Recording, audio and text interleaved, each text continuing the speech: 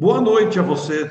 Seja bem-vindo novamente para a nossa série de episódios do livro Os Mensageiros, ditado pelo espírito André Luiz.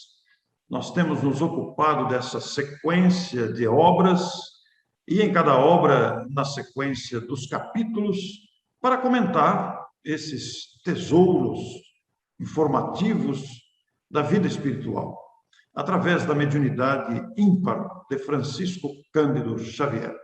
Estamos hoje no episódio 18, capítulo 18, Informações e Esclarecimentos. Sejam, pois, bem-vindos a esta nova oportunidade de diálogos sobre a obra em estudo. Nós nos lembramos que no capítulo passado falamos sobre a experiência de Alfredo e Ismália. Estavam todos conversando, conheceram a história do casal, e o capítulo de hoje começa com a volta de Ismália, que não estava presente durante aquela narrativa, e a volta de Ismália ao círculo ali de conversação impediu o prosseguimento do assunto. Mas, nessa sequência, o Aniceto pergunta ao administrador do posto de serviço: que me diz da continuação da viagem? Estimaríamos alcançar ainda hoje as esferas da crosta. Nós vamos lembrar aos amigos que a equipe de Aniceto, Vicente e André Luiz estão em direção à crosta. O posto de socorro foi uma parada para descanso entre nosso lar e a própria crosta. E foram ali conhecer o caso de Alfredo e Ismália, Alfredo, administrador daquele posto de serviço. Américo Sucena, a continuidade do capítulo do livro, nos dá a oportunidade hoje de uma análise bem diferente. O assunto de hoje vai focar na questão da guerra. Lembramos aos nossos telespectadores que estamos na década de 40, em plena efervescência da Segunda Guerra Mundial. Sem dúvida, Orson. E é bom a gente lembrar que no capítulo anterior nós fizemos uma referência à guerra entre o mundo dos espíritos inferiores e os encarnados, né? Porque durante a Segunda Guerra também isso recrudescia na vida espiritual, porque aqueles que eram inimigos e que realmente estavam envolvidos com a guerra pela guerra, eles continuam, às vezes, com as batalhas do outro lado da vida. A gente não tem ideia de como que isso é. Então, é muito importante a gente fazer a referência, porque existem duas guerras acontecendo. A guerra na crosta entre os encarnados opositores e também entre os desencarnados. É muito importante isso. E os aparelhos que existem lá na vida espiritual estavam assinalando a aproximação de uma tempestade magnética. Eu imagino que essa tempestade ela seja provocada exatamente pelos espíritos superiores. Porque quando o ódio fica em níveis insuportáveis na atmosfera, aumenta a chance de doenças, de bactérias sutis, né, aparecerem. Então, os raios que caem nessas tempestades magnéticas ozonizam o ar. O ar, o O2, o oxigênio, ele tem um componente que é formado através de uma descarga elétrica, que é o O3. O O3 é o ozônio que todos conhecemos, com aquele cheiro, às vezes, desagradável do ozônio, mas ele é bactericida. E como o O3 é mais pesado do que o ar, o O3 vai baixando e vai limpando a atmosfera. Estas tempestades, elas visam diminuir as vibrações de ódio, higienizando a atmosfera, porque senão a vida na Terra ficaria insuportável. Américo, embora a referência do capítulo busca citar a Segunda Guerra Mundial, as batalhas aí, as batalhas campais, vamos dizer assim, entre homens que se disputam através de armas de fogo, mas também existe a questão da guerra mental, dos comentários, dos dardos de ódio pelo pensamento. E é interessante que, como eu disse, embora se refira a uma guerra, o raciocínio é muito válido, inclusive para os dias atuais, nas disputas ideológicas de opiniões contraditórias e dispersantes entre si, e a gente não se dá conta desse cultivo de lutas mentais e psíquicas que são travadas em função de disputas ideológicas, prejudicando naturalmente o ambiente que envolve o planeta. Não nos damos conta disso. É muito importante ter uma informação como essa e meditar sobre ela, porque somos responsáveis pelos ambientes que vamos criando à nossa volta, atenuando ou complicando a economia psíquica do planeta. Então, Orson, há uma referência a isso aí que você citou, das disputas ideológicas, que são de todos os tempos, mas parece que elas estão recrudescendo agora. Há um alerta do Espírito Emmanuel que está no livro Justiça Divina. Esse livro é de 1962. A mensagem a que se refere esse assunto é de número 52 e que tem o título de Ante os Mundos Superiores. Olha só que alerta que Emmanuel nos dá em 1962, quando o livro foi lançado. Sem dúvida, os campos ideológicos da vida internacional entrarão em conflitos encarniçados pelo domínio. Olha que alerta. E logo em seguida vem a continuação da frase. É uma mensagem longa, mas nós separamos só 2 frases aqui. As nuvens de ódio que se avolumam na psicosfera do planeta rebentarão em tormentas arrasadoras sobre as comunidades terrestres, que é exatamente uma proteção que as instâncias superiores produzem para nos auxiliar a suportar as nuvens de ódio, que dão origem a uma série de doenças, pestes, inclusive. Então, nós estamos num momento muito difícil, porque nós queremos vencer uns aos outros, quando a lição de Jesus não é essa. O amai-vos uns aos outros continua como roteiro sublime para os homens aqui na Terra. Érico, você fala com muita propriedade quando se refere, nós queremos vencer uns aos outros, né? Queremos impor os nossos pontos de vista como se fôssemos os únicos que são corretos, esquecendo-nos da liberdade alheia, da lei de liberdade, e queremos nos impor. Isso cria esses estágios e estados de ódio que se disseminam na atmosfera psíquica do planeta, com desdobramentos, como você disse aí, e o Emmanuel faz um alerta. E esse alerta tem 60 anos, Américo, e nós ainda estamos vivendo isso, essa disputa de ideias, enfraquecendo a harmonia.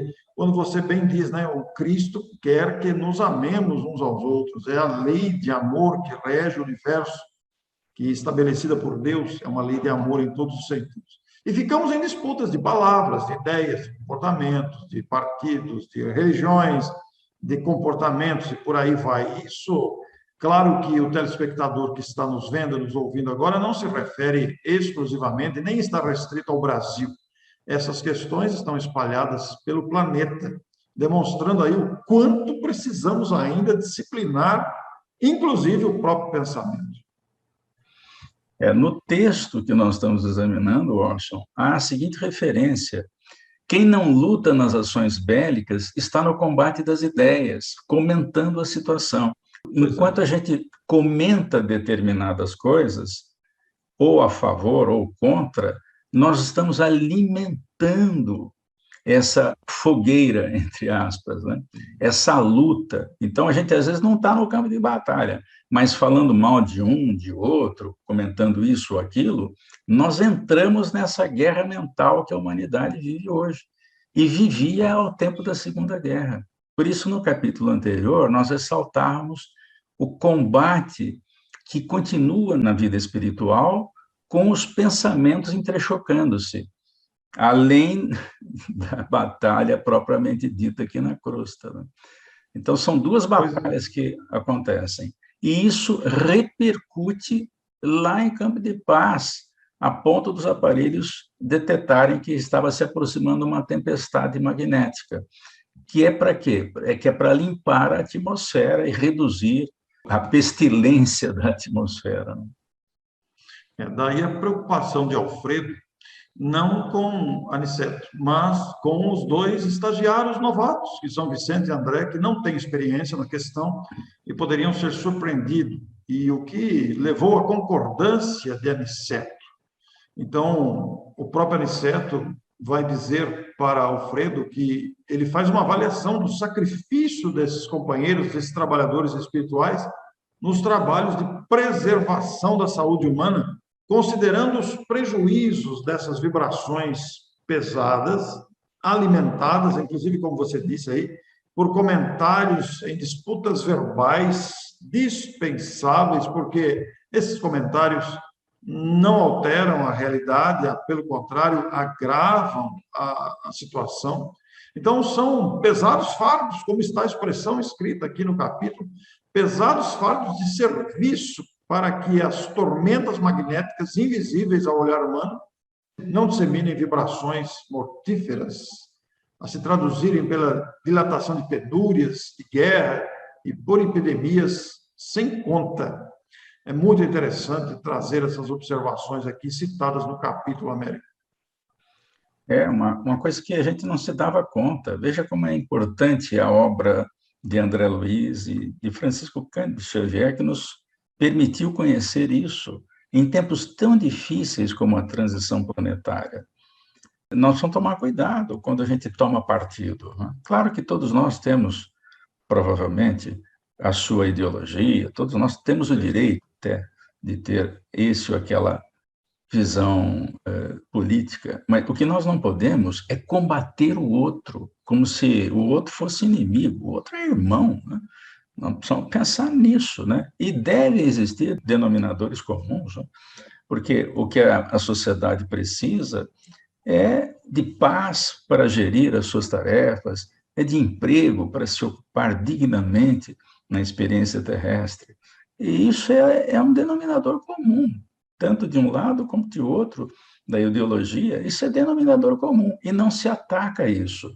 A gente fica atacando o que é diferente, né? Então, nós vamos ter alguns problemas por causa disso. E considerando o período da guerra, há o comentário aqui que as colônias espirituais da Europa, particularmente aquelas do nível deles, do mesmo nível, estão sofrendo amargamente para atenderem a essa necessidade gritante, muito grande, porque chegam ao mundo espiritual, chegavam diariamente grande massa de desencarnados, principalmente em decorrência dos bombardeios. E nosso lar, diz o Alfredo, não pode imaginar todo o esforço que o conflito mundial vem exigindo da nossa colaboração nas esferas mais baixas, onde explodem, entre aspas, naturalmente, esta massa desgovernada de espíritos em desequilíbrio, principalmente, Américo, tomados pela surpresa, pelo ódio que a guerra produz nas disputas, no caso aí, na época da guerra, disputas com armas de fogo e estratégias de guerra. Quer dizer, é um problema muito sério. Então, os postos de socorro, em várias colônias, comentam aqui os protagonistas, estão superlotados de europeus desencarnados violentamente. E isso, naturalmente, essas súplicas dos corações sinceros, dos corações repletos de fé, dilaceram o coração angélico daqueles que estão em esferas mais altas, cooperadores diretos do Cristo. E verdadeiramente isso tem uma lógica tremenda, né? Porque as súplicas de almas sinceras partem da terra, como partiam na época da guerra e continuam partindo ainda hoje com a pandemia, sensibilizando o coração desses espíritos bondosos, angélicos, que trabalham pelo bem geral. Então, e com a guerra, os mentores das colônias espirituais europeias tiveram que pedir ajuda aos demais países, né? As massas de desencarnados, em consequência dos tais bombardeios, muitas delas foram transferidas exatamente para colônias em que a vibração não é tão severa, não é tão difícil. E, portanto, nosso lar e até mesmo esferas inferiores ficaram em condições de receber esses necessitados. E o Aniceto mesmo perguntou como é que fica a questão da linguagem, porque tem gente que desencarna na Alemanha, tem gente que desencarna na Itália, na França, e o idioma é diferente. Então, como você traz um monte de gente com línguas diferentes, como acontece? Então, eles agruparam por língua, né? Então, vamos transferir franceses, por exemplo. Teve francês que não lutou na guerra, eles foram vítimas da guerra. Então, eles simplesmente desencarnaram pelos bombardeios, foram levados para outras colônias.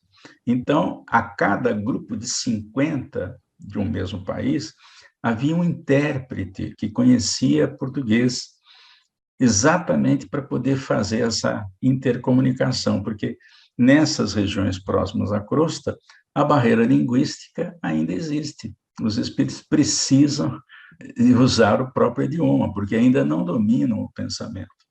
O pensamento não tem idioma, ele mostra uma imagem, ele diz como é que é, sem falar nada. Mas muito poucos espíritos, nessas faixas que a gente chama de umbral, né? O umbral grosso, o umbral médio, o umbral light, eles precisam da linguagem. E, portanto, havia um intérprete a cada grupo de 50, e dependendo de que país que vinham, vinha também um intérprete que conhecia o português. A gente começa a perceber que nessas regiões muito próximas à crosta, o problema do idioma ainda é um obstáculo real, né? Veja que precisou transferir, trazer um intérprete, um enfermeiro, um instrutor que atendesse a língua do grupo desencarnado ali reunido. Vejam quantos detalhes aparecem. E é interessante porque o Vicente indagou ali, mas não seria melhor ficasse na própria região de conflito, né? Quer dizer, então imagine você na colônia hospital da Itália, por exemplo, não seria melhor ficar todo mundo ali, né? Apenas para citar um exemplo? E isso, o Alfredo explicou que os instrutores mais elevados são de parecer que essas aglomerações seriam fatais à coletividade dos espíritos encarnados. Quando a gente lê a frase, a gente estranha, mas na sequência há uma explicação que traduz toda a lógica dessa afirmação, né? Porque os encarnados não suportariam o campo de angústia e de sofrimento, de revolta e de ódio dos desencarnados em desequilíbrio, vitimados pela guerra e que continuam vibrando num clima de guerra mental. Então, por isso, dentro da possibilidade, eles transferem para outros locais, são retirados dali sem perda de tempo, para não piorar, porque esses pensamentos atormentados pesam nas regiões sacrificadas, onde estão ainda os encarnados, sofrendo a pressão da própria guerra física e a angústia dos desencarnados. É uma questão muito séria essa, Américo. Seríssima, porque ele fala em focos pestilenciais. Nós vamos ver nos capítulos à frente, quando eles chegarem à crosta, e depois de uma madrugada de serviço forem à natureza buscar refazer as energias, sem precisar dormir, é muito interessante esse capítulo. Eles atravessam uma região na cidade do Rio de Janeiro em que se vêem nuvens de focos pestilenciais pairando no ar, ao sabor dos ventos. E se essas nuvens adquirem uma dimensão muito grande, uma virulência muito grande, tem um monte de gente que fica doente que a gente nem sabe por quê. Olha só que mecanismo, né? Essa era a preocupação dos espíritos na Europa. Tira o pessoal daqui, porque às vezes o sujeito morre, não tem nada a ver com a guerra, mas ele fica reclamando porque morreu, que ele devia estar do lado da família. Então fica uma outra guerra de pensamentos na vida espiritual. Então tira fora do cenário, né? Vai para outro canto e lá vê se acalma, né? Foi o que eles fizeram, eles transferiram bastante gente aí para nosso lar. E quando o nosso lar foi falado aqui, foi comentado aqui, nós dissemos isso. Eles recebiam lá grupos de até 400 mil espíritos, uma coisa assim, um valor que eu não me lembro exatamente quanto é que é, um número muito grande de espíritos foram trazidos ao Brasil, à colônia de Nosso Lar, durante a Segunda Guerra Mundial. E aqui a guerra continua, né? Porque esse livro foi escrito ainda durante a guerra. Américo, e voltando ao raciocínio que você trouxe em comentário anterior sobre que somos todos irmãos, e não estamos aqui para disputar entre si, mas para aprendermos o amor recíproco, né? Há um comentário muito pertinente aqui no capítulo que não pode ser esquecido. Coletivamente, afirma aqui o nosso instrutor, o erro de uma nação influirá em todas as outras. Vejam a gravidade dessa afirmação. E nós vemos essa influência não só econômica, como social, mas também moral, não é mesmo? Nós vemos isso nos dias atuais, como o gemido de um único homem perturbaria o contentamento de milhões. Quer dizer, há uma reciprocidade nos relacionamentos, há uma conexão permanente entre as criaturas humanas, por uma simples razão: somos filhos de Deus, somos irmãos uns dos outros. Então, esse detalhe é que tira o aspecto de isolamento. Não dá para ficar isolado. Nós nos influímos e nos influenciamos mutuamente e com constância. Não tem como fugir disso, porque a humanidade é uma família, filhos de Deus. Assim, foi interessante ler aqui como bilhões de outras famílias planetárias nesse universo incomensurável. Então, é algo para se pensar mesmo. E no conhecimento espírita que o Espiritismo nos trouxe, nós vamos ver que os desencarnados, independente de guerra ou de doenças, de enfermidades ou outras causas, há um intercâmbio permanente entre encarnados e desencarnados. Enquanto houver discórdia, sob vários pontos que você queira situar essa discórdia, pagaremos um preço em suor e lágrimas. Muito grave isso. E até quem não tem nada a ver com a história acaba sofrendo. Eu me lembro, por exemplo, de minha avó me contar que durante a Segunda Guerra Mundial, ela já morava no Brasil, ela é de origem portuguesa, veio ainda nova para o Brasil. Ela já tinha 2 filhos, uma era minha mãe, a outra era minha tia. As 3, 2 delas já estão desencarnadas, a minha mãe ainda está viva. Mas elas me contaram que elas iam para o clube, os clubes arregimentavam os tarefeiros que eram sócios para trabalhar nas costuras dos uniformes, né? O Brasil acabou entrando na guerra. E houve racionamento de comida aqui no Brasil, porque uma boa parte da comida era transferida para o front de guerra quando o Brasil entrou na Segunda Guerra Mundial.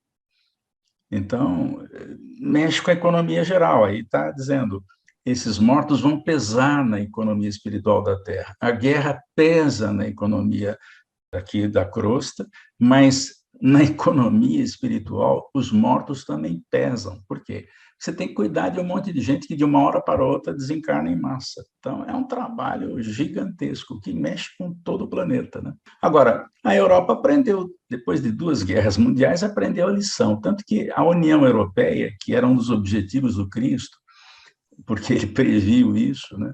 Enviou Napoleão para que Napoleão unificasse a Europa, né? E ele até conseguiu, mas fez de maneira inadequada. Então, a Europa não se unificou e nós tivemos, então, 2 guerras mundiais entre nações muito próximas. Agora, pergunto se eles querem guerra hoje. Ninguém quer saber de guerra, porque sofreram tanto, 2, 3 gerações sofreram muito com a guerra. A União Europeia nasceu exatamente por isso, porque houve condições agora de não se fazer mais guerra. E para evitar a guerra, estabelecer um comércio entre todas as nações para que elas não lutem entre si, né?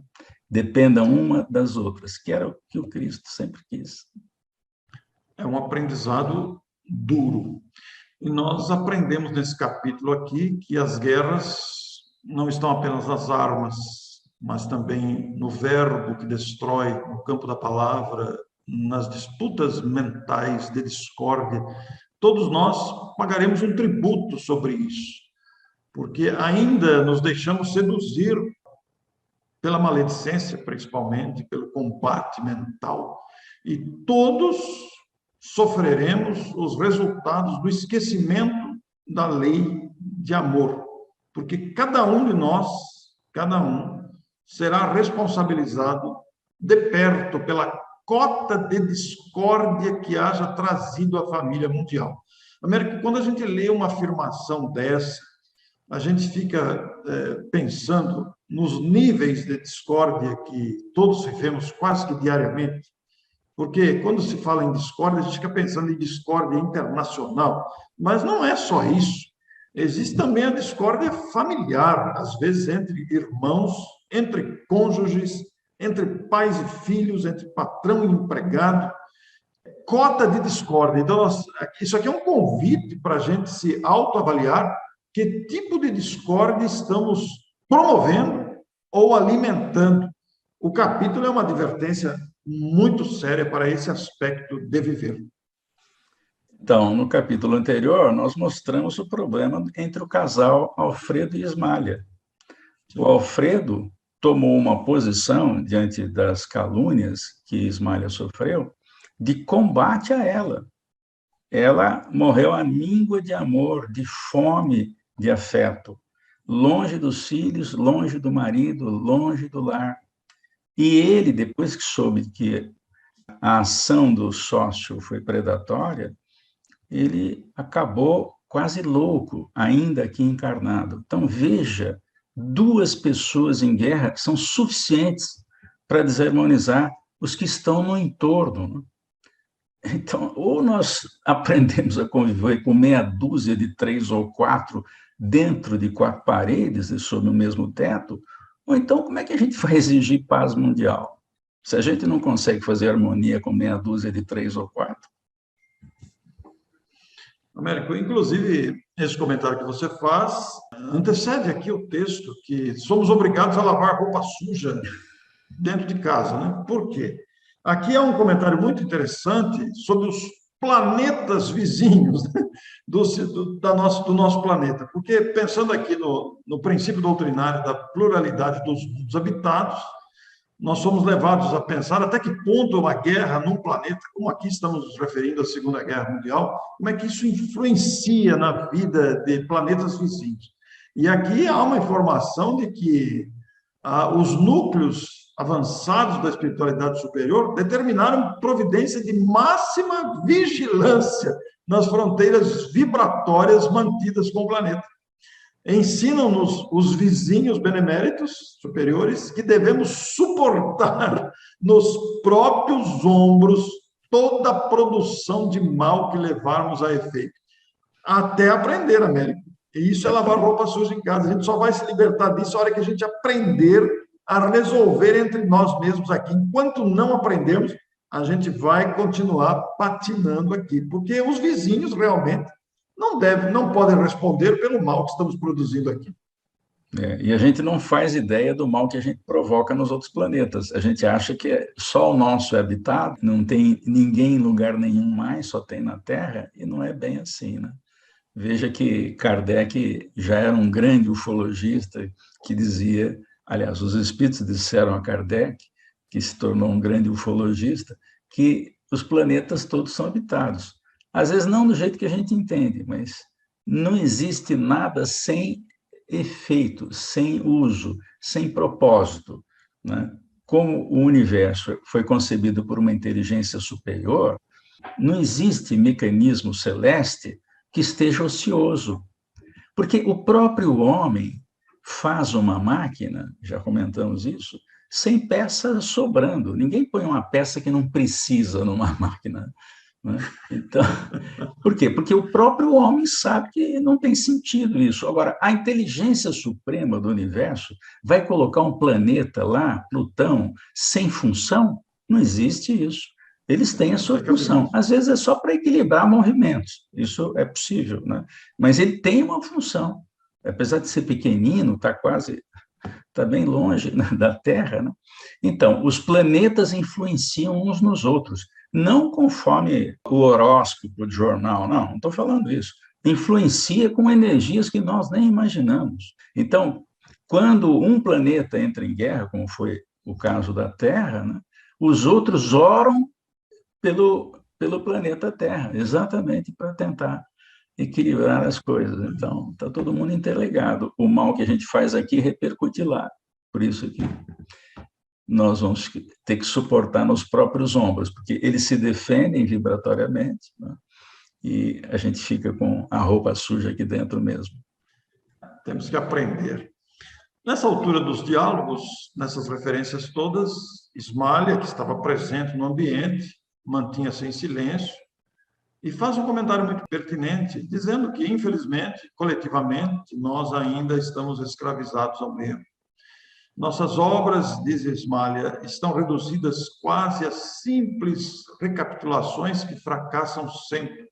Não saímos do estágio da experiência. Todos os dias somos curados por Jesus e todos os dias conduzimos-lo ao madeiro. É como se o traíssemos novamente, é como se o sacrificássemos novamente, que a nossa indiferença com os ensinos que ele trouxe. Então, nós vemos os comportamentos na política, na injustiça dos homens, na fé religiosa aparente e todos os demais comportamentos que, de certa forma, confrontam e resistem ao convite amoroso de Jesus. Então, não tem como prever a extensão dos acontecimentos que se desdobram em função dessa rebeldia. O André, no meio de toda essa conversa, ainda se aventurou a dizer como é angustiosa a destruição pela guerra. E Alfredo observa bondosamente, e aí nós vamos colocar uma frase, Américo, que você selecionou com ilustração, esta observação feita por Alfredo. O Alfredo diz que nesses tempos de guerra, a prece é uma luz mais intensa no coração dos homens. E é mesmo, porque sem o recurso da prece, nós nos desequilibraríamos em muito. Então, estar em oração, fazer o evangelho no lar. Houve recomendação nos centros espíritas que o evangelho no lar fosse feito todos os dias, nesse período difícil, sobretudo por aqueles que têm mediunidade, que atraem espíritos pelo simples fato de terem percepções. Então, como nós não teríamos como atender os nossos quesitos de desenvolver o trabalho mediúnico, os espíritos, é claro, não levam espíritos para serem atendidos no lar, porque não é esse o caso. Eles atendem na vida espiritual. Muito antes de Kardec, não existia reunião mediúnica e os espíritos eram atendidos do outro lado. Mas as pessoas que eventualmente atraem espíritos são responsáveis por isso. Então, como a vida no lar nem sempre é harmoniosa, precisa tomar cuidado, não dá para receber espírito dentro de casa, porque ali não há recurso. É como se você fosse fazer uma cirurgia que não fosse num hospital, que não fosse numa sala cirúrgica, com todos os recursos que tem. Para a defesa pessoal dos médiuns, a recomendação era o evangelho no lar todo dia, para tentar criar um clima de defesa durante a pandemia. O comentário apresentado aí e feito por Alfredo gerou que ele mesmo contasse uma experiência própria. Nós temos aí a imagem do Alfredo conversando com os amigos, e ele conta uma experiência, ele que já foi aos serviços de assistência na Europa. E eu vou deixar para você contar, Américo, você é muito bom contador de histórias, então eu vou deixar para você contar a história do Alfredo nessa experiência de prestar assistência, recepção aos desencarnados em desespero na Europa, numa determinada cidade da Inglaterra. Então, como o Alfredo é responsável por uma colônia espiritual, os responsáveis por colônias espirituais aqui do Brasil devem ter feito uma incursão nas esferas espirituais europeias durante a guerra. E ele foi um deles, né? Esteve lá e, particularmente, estiveram numa cidade inglesa que é conhecida como Bristol.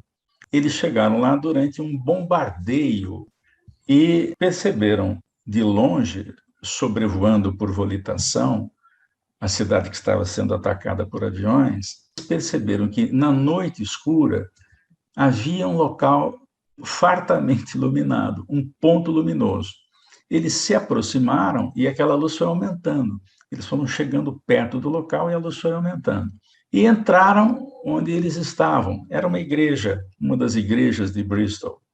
E na igreja, alguns cristãos, eles estavam orando fizeram uma leitura de um texto do Ato dos Apóstolos e estavam comentando e cantando hinos de louvor. Os cristãos orando ali evitaram que a igreja fosse bombardeada. Eles conseguiram evitar. E a pergunta é como? A oração tem esse poder? A nossa não tem, mas o pensamento dos espíritos superiores tem. Então, tem uma questão no Livro dos Espíritos que você pode ler para nós, para a gente comentar aqui, que é a 274, está lá na segunda parte do Livro dos Espíritos. Pois é, muito apropriada essa questão 274 do Livro dos Espíritos. Ela está logo abaixo do subtítulo As Relações no Além-Túmulo. E a pergunta que Kardec dirigiu aos espíritos está nesses termos. Da existência de diferentes ordens de espíritos, resulta para estes alguma hierarquia de poderes? Há entre eles subordinação e autoridade? E a resposta dos espíritos: muito grande. Os espíritos têm uns sobre os outros a autoridade correspondente ao grau de superioridade que hajam alcançado. A autoridade que eles exercem por um ascendente moral irresistível. Olha o detalhe, irresistível. Podem os espíritos inferiores, volta Kardec a pergunta, subtrair-se a autoridade dos que são superiores? Eu disse irresistível.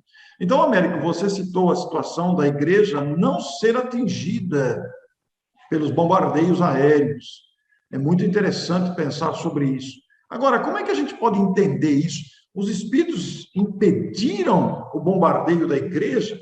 O que ocorre é que, por autoridade moral irresistível, aqueles espíritos que, emocionados, acompanhavam a atitude daquelas pessoas que se lembravam do episódio de Paulo, naturalmente que isso criou uma vibração psíquica ligada, conectada aos espíritos superiores, que de alguma forma protegeram o bombardeio. A igreja foi bombardeada depois, mas não naquele dia. Inclusive, você tem aí a foto da igreja após um outro bombardeio, e inclusive até hoje sem o teto, para mostrar para os nossos amigos.